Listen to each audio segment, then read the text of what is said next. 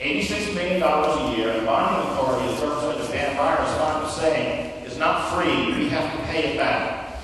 So we're spending $86 million a year, about $500 million now since the stewardship program was founded, to take more land from the state when the state and the DNR can't manage the land and the waters it has now, and yet we're spending a paltry sum to do such a thing. What are we doing? We all remember the Kawagasanga boat landing incident, or at least most of us from this area do. Nobody wanted it done. The town didn't want it. The county didn't want it. Most people didn't want it. You know who wanted it? The DNR. They got it. We didn't want it because there was plenty of access already, and because that was a great shoreline where people used to bank fish. Well, our newspaper, the Lakeland Times, editorialized at the time that when that happened, you would see a great infestation of invasive species around that area where the boat landing was put. And if you look at the maps of invasive species infestation right now, you will see a great concentration. We told you it was going to happen. The DNR can't take care of the water. The DNR is not spending money to give to local communities to help them take care of the water, but they continue to gobble up land at a fantastic pace. We need to be able to tell our lawmakers, and the point here is, you need to rearrange your priorities, and we need to understand what the true environmental threats are. The talk about stewardship segues into my second point of this evening, and that is the stewardship program and some things that we need to be very aware of. The stewardship program is a popular program on the street among many hunters and anglers. It's popular primarily among hunters, primarily because of the access they have or that they perceive that they have. And so, over the years, in 2007, I'll give you a little background of what's going on here. The bottom line is, public access to stewardship lands are very, very threatened right now. Big chunks, thousands of acres of land can soon be taken off public access, the gates come down, and our tax money will live on for a private preserve. Here's how it's happened.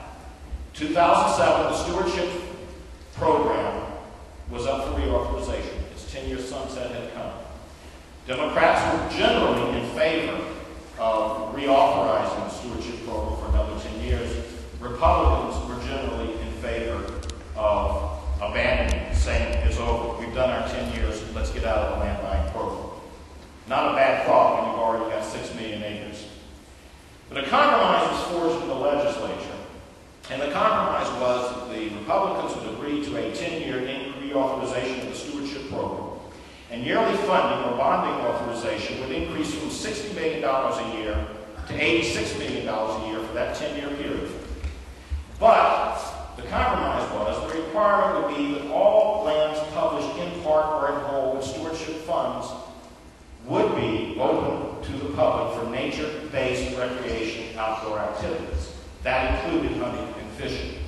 There would be only 3 ways, according to state law, that that land could be closed off. One would be if the Natural Resources Board decided that a certain activity would pose a public safety threat, or that a certain activity would pose a threat to a habitat community or a sensitive species, or that there were user conflicts with user patterns that were already established.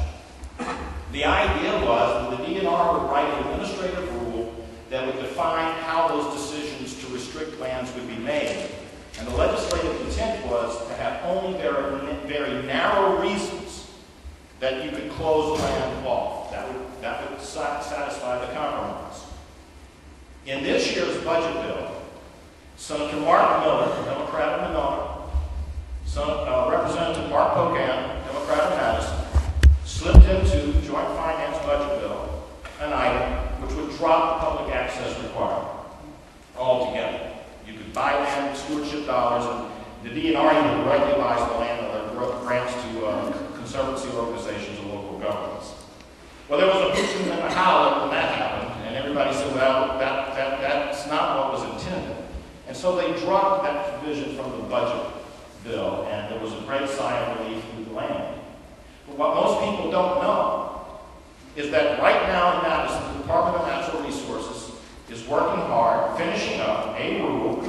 which will accomplish the same thing that Miller and Pocan wanted to do, and that's to give agency staff a broad leeway to take lands and take them out of public access, and the way they're going to do it is through the administrative rule. Now, we haven't seen the rule language. It hasn't come out yet.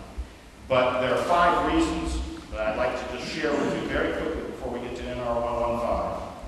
And the 5 reasons why we should be concerned about this. The first is that the DNR is already chipping away at access on stewardship lands, acre by acre by acre. They will tell you that 90% plus of their lands are open to hunting. But what they don't tell you is that there are severe restrictions on those lands, and that's what some members of an advisory committee working on this issue with the DNR found out. And what they found out is when DNR suggests that a land is open for public access, it might mean that it's open to fee hunting, or it might mean that it's open to limited species hunting, or it might mean that it's open for a day or two during deer season and no other time. So already there are severe restrictions, and there's no reason to believe the agency isn't going to want to expand the acreage they close off to the public as through this rule.